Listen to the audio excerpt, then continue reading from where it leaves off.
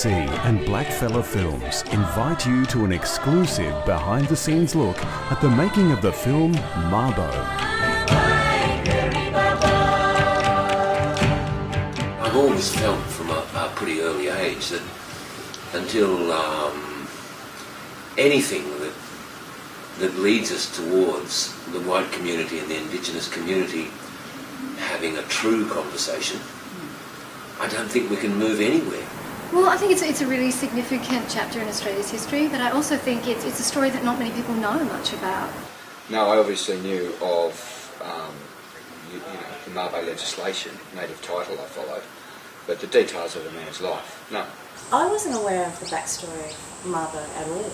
I mean, I understood the court case in a broad sense. I didn't know Mabo was just a name. I thought it might have been a region or an area. I knew nothing about it really. And if I'm 42 and I don't know it, and it's very recent history, it's incredible. It's our culture, it's brilliant.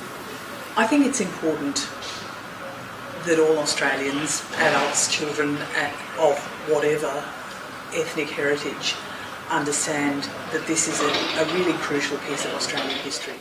For over 200 years, Indigenous Australians had to put up with this bizarre conceit that although they had been on their land for an unimaginably long period of time, they had to put up with this legal lie that they had no rights to their land. It's been a great burden to Indigenous people and non-Indigenous people that non-Indigenous Australians have had to have a government who didn't want to accept the existence of native title.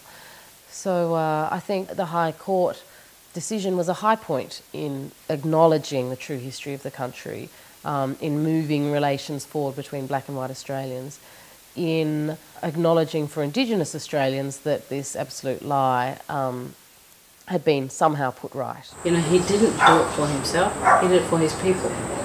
And people have got to understand that he was the one who started it, so therefore that's why it has that name. I see this movie as a platform. It's a turning point. It's a time where, being the 20th anniversary of the case, all attention will be on not only the Mabo case but on Murray Island.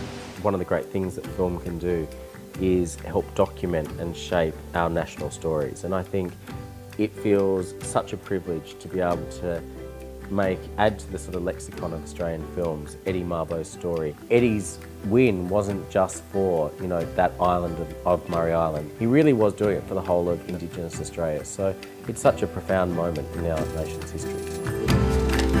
Hello? Hello there. This is Brian Colin.